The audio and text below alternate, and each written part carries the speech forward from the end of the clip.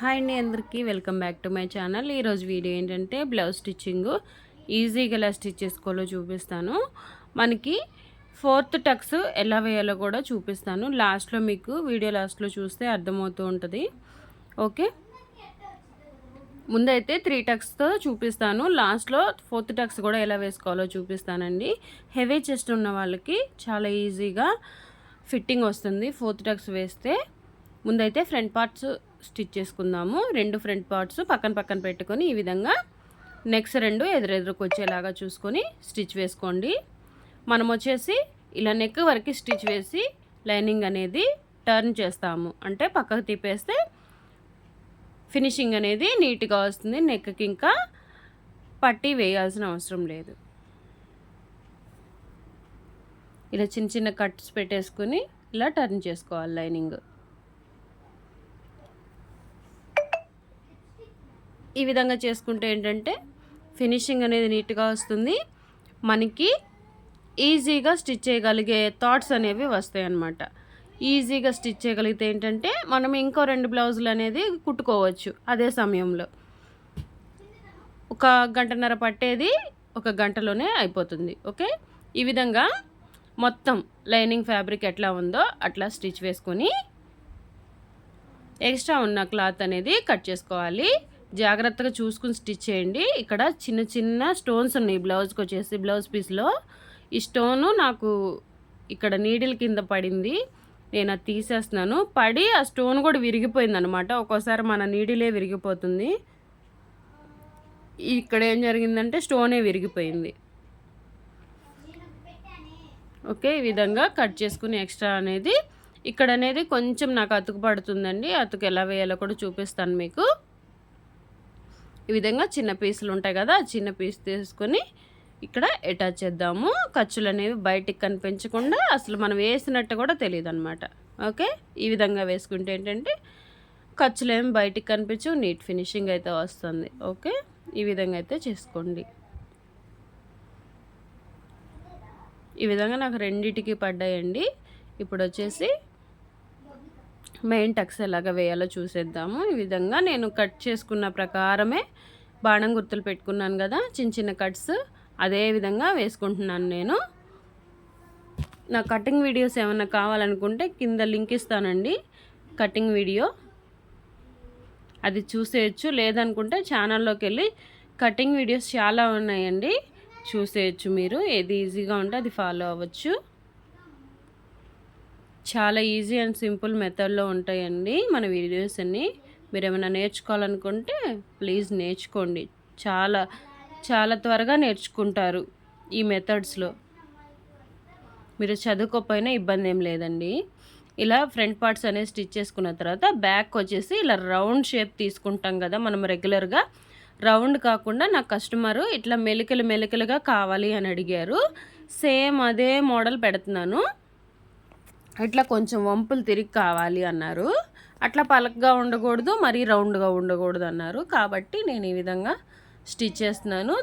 మొత్తం ఇలా డ్రా చేసి తనకు ఫోటో పెడితే ఓకే అన్నారు. అందువల్ల నేను ఈ విధంగా అయితే కట్ చేసుకుంటున్నాను.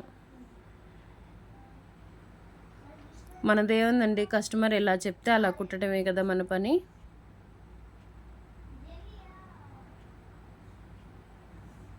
ఈ విధంగా బ్యాక్ నెక్ అనేది మంచి వైపున మెయిన్ క్లాత్ పెట్టుకొని దాని మీద లైనింగ్ క్లాత్ పరిచేసి ఓన్లీ నెక్ వరకే స్టిచ్ వేసుకోండి. మనము ఫ్రంట్ నెక్ ఎలా టర్న్ చేసుకున్నామో ఆ విధంగానే ఇది కూడా టర్న్ చేసుకోవాలి. ఓకే, ఈ వంపులు అనేది నీట్గా స్టిచ్ చేసుకునేలాగా చూడండి. మనకి ఏంటంటే కస్టమర్ ఎలా కావాలంటే అలా కుట్టిస్తేనే మనకి వచ్చే మనీగా వస్తాయండి. లేదంటే వాళ్ళు తగ్గించి ఇవ్వటమో, లేదా కొసర ఇవ్వటమో, లేదా రేటు తగ్గిమంటమో ఏదో ఒకటి జరిగిద్ది. మంచిగా కుట్టి వాళ్ళు చెప్పింది చెప్పినట్టు వస్తేనే వాళ్ళు ఎన్నో వంకలు పెడతారు దానికి. అది మనము వాళ్ళు చెప్పిన డిజైన్ కాకుండా వేరే డిజైన్ పెట్టామా ఇక అయిపోయినట్టే మన పని. వాళ్ళు తినేస్తారనమాట మనల్ని. అట్లా ఉంటుందండి టైలర్స్కి. బ్లౌజ్ కుట్టగానే సరికాదండి, బ్లౌజ్ కుట్టిన తర్వాత చాలా మాటలు పడాల్సి వస్తుంది జనాల చేత. కొంతమంది ఉంటారండి అసలు ఏం మాట్లాడరు. బ్లౌజు కొంచెమైనా మంచిగా సెట్ అయితే చాలు అనుకునే వాళ్ళు కూడా ఉంటారు. అసలు కొంతమంది అయితే నా దగ్గరికి వస్తారండి, 2, 3 ఉన్నారు అలా. అసలేం మాట్లాడరు. ఇస్తారు బ్లౌజులు, ఇంతంటే ఇంత ఇచ్చేస్తారు, తీసుకెళ్ళిపోతారు. మళ్ళీ అవసరమైనప్పుడు మళ్ళీ వచ్చి కుట్టించుకెళ్తారు. అంతే తప్ప ఒక్క మాట కూడా మాట్లాడరండి. నాకు కుదరలేదు, నాకు మంచిగా లేదు, ఏం చెప్పరు. కనీసం కుదిరిందనే మాట కూడా చెప్పరు. కానీ నాకు అనిపించిద్ది, కుదరకపోతే అడుగుతారు కదా, కుదిరితేనే కదా మంచిగా వెళ్తున్నారు, మళ్ళీ వస్తున్నారు అనిపించిద్ది. అసలు అలాంటి కస్టమర్స్ ఉంటే అసలు మనసు ఎంత హాయిగా ప్రశాంతంగా, అసలు వాళ్ళు రోజుకి 5 బ్లౌజులు 6 బ్లౌజులు ఇచ్చేయమ్మా నాకన్నా కానీ మంచిగా కుట్టియగలను కదండి. మీ ఒపీనియన్ చెప్పండి నాకు.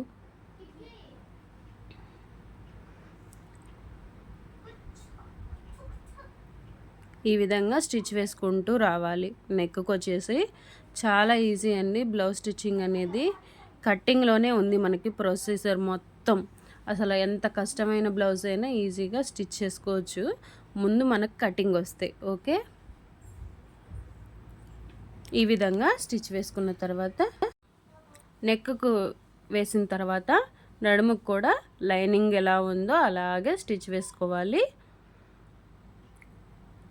వేసుకున్న తర్వాత ఇది ఎక్స్ట్రా ఉంది కదండి, దీన్ని కట్ చేయట్లేదు నేను. ఎందుకంటే వేరే పీస్ అతికేసినా కానీ ఈ విధంగా మడిచి కుట్టాల్సిందే. కాబట్టి నేనేంటంటే దీన్నే మడిచి కుట్టేస్తున్నాను. ఇలా అయితే మనకి నీట్ ఫినిషింగ్ వస్తుంది, అది కూడా తొందరగా అయిపోతుంది పని. మంచిగా కస్టమర్కి ఫినిషింగ్ ఇచ్చిన వాళ్ళం అవుతాము. లైనింగ్ వేసిన ఇదే విధంగా మడిచి కుట్టాలి, మామూలుగా అయినా ఇదే విధంగా మడిచి కుట్టాలి. కాబట్టి నేను ఉన్నదాన్నే పైకి మడిచేసి స్టిచ్ వేస్తున్నాను. ఇక్కడ ఎక్స్ట్రా ఉన్న క్లాత్ కట్ చేసుకొని బ్యాక్ టక్స్ అయితే వేసుకుంటున్నాను. ఇక్కడ బ్యాక్ టక్స్ వచ్చేసి హెవీ చెస్ట్ ఉన్న వాళ్ళకి 4 ఇంచెస్ పెట్టుకోండి. అదే నార్మల్ టక్స్ అంటే నార్మల్ చెస్ట్ ఉన్న వాళ్ళకి 3 ఇంచెస్ సరిపోతుందండి. అది గుర్తుపెట్టుకొని బ్లౌజ్ స్టిచ్చింగ్ చేసుకుంటే సరిపోతుంది. మన చిన్నవి టిప్స్ ఫాలో అయితే చాలండి, ఏ కస్టమర్కైనా మంచి నీట్ ఫినిషింగ్ అయితే ఇవ్వచ్చు. బ్యాక్ పార్ట్ అయిపోయింది కదా, ఇప్పుడైతే షేప్ బెల్ట్లు స్టిచ్ చేసుకుందాము. ఇప్పుడైతే ఈ కొనలు ఉన్నాయి కదా, ఈ కొనలు అనేవి ఆపోజిట్ కానీ లేదంటే ఎదురెదురు కానీ రావాలి. ఓకే, అట్లా ఆపోజిట్కి వచ్చేలాగా చూసుకోండి. అప్పుడే మనకి ఆ షేప్ బెల్ట్ ఒకటి ఈ షేప్ బెల్ట్ ఒకటి వస్తుంది. లేదనుకో ఒకే సైడ్ 2 బెల్ట్లు వస్తాయండి. ఇక్కడ కూడా చాలామంది కన్ఫ్యూజన్ అవుతూ ఉంటారు. అది చూసి జాగ్రత్తగా వీడియోలో చూపించినట్టు వేసుకోండి. ఓకే, 1కి 2 సార్లు మీరు కుట్టేటప్పుడు ఏంటంటే వీడియో ఆన్ చేసుకుని పెట్టుకున్నారంటే మనము చాలా ఈజీగా స్టిచ్ చేయగలుగుతాం. First time second time stitch చేసినా కానీ చాలా ఈజీగా పర్ఫెక్ట్గా స్టిచ్ చేసుకోగలరు.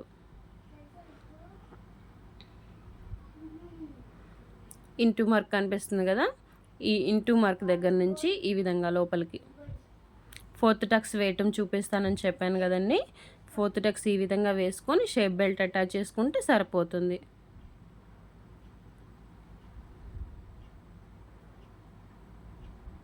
చిన్న కట్ ఉండిద్ది చూడండి అటువైపు.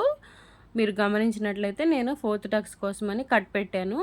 ఆ కట్ ఉన్న వైపు మంచిగా ఇలా 4th టక్స్ వేసుకుంటే చూడండి చెస్ట్ ఎలా నిలబడిందో కదా.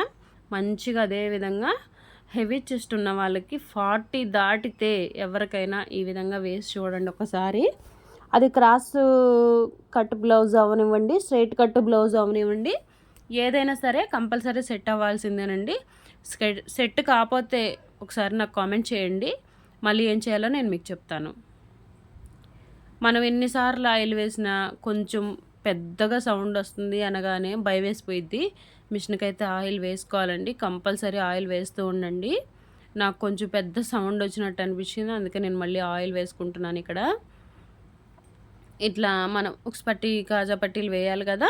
ఇప్పుడైతే నేను కాజా పట్టీ కోసం ఇలా 3.5 ఇంచెస్ క్లాత్ తీసుకొని ఇలా హాఫ్కి మడిచి జాయింట్ చేస్తున్నాను.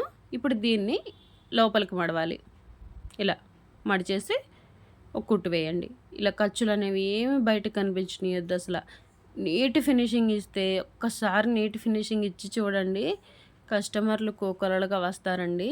సరే కోకొలలుగా రాపోయినా మంచిగా రోజుకు 2-3 బ్లౌజులు కుట్టుకున్నా అసలు ఇబ్బంది ఏముందండి, మన ఖర్చులకు వస్తాయి కదా. ఇట్లా చిన్న స్ట్రిప్ తీసుకొని ఒక 1.5 ఇంచు అటాచ్ చేసుకుని ఇది లోపలికి మడిచేయండి, శాంతం లోపలికి మడిచేయండి. ఇది ఉక్స్ పట్టి. ఇదేం పుడతా నేర్చుకోలేదండి. ఎవరమైనా చిన్న స్టేజ్ నుంచే పై స్టేజ్కి వస్తాము. కాబట్టి మంచిగా స్టిచ్చింగ్ అనేది నేర్చుకోండి. మనకి ఇంట్లో వాటికైనా చాలా వరకు యూజ్ అవుతుందండి. ఇలా షోల్డర్స్ అయితే జాయిన్ చేసుకుందాం బ్లౌజ్కి. షోల్డర్స్ జాయిన్ చేసుకున్న తర్వాత హ్యాండ్స్ అయితే జాయిన్ చేసుకోవాలి. హ్యాండ్స్ కూడా నేను ఎలా జాయిన్ చేసుకోవాలనేది మీకు చూపిస్తాను. ఇక్కడ నాకు చాలా భాగం అతుకైతే పడుతుందండి. ఈ అతుకులు ఇస్తున్నాయి అని చెప్పి ఏం భయపడొద్దు. ఇట్లా మంచిగా వేసేసుకొని మనము హ్యాండ్కి హాఫ్కి మడతేస్తే ఈ విధంగా హ్యాండ్ సరిపోతుందా లేదా అని తెలిసిపోయిద్ది మనకి. ఈ విధంగా కట్ చేసుకొని ఎక్కడి వరకు అయితే ఖర్చు ఉందో అక్కడ మార్క్ పెట్టుకోండి. ఇటు సైడు హ్యాండ్ లూజ్ దగ్గర కూడా నాకు ఒక ముక్క అతుకు పడుతుంది.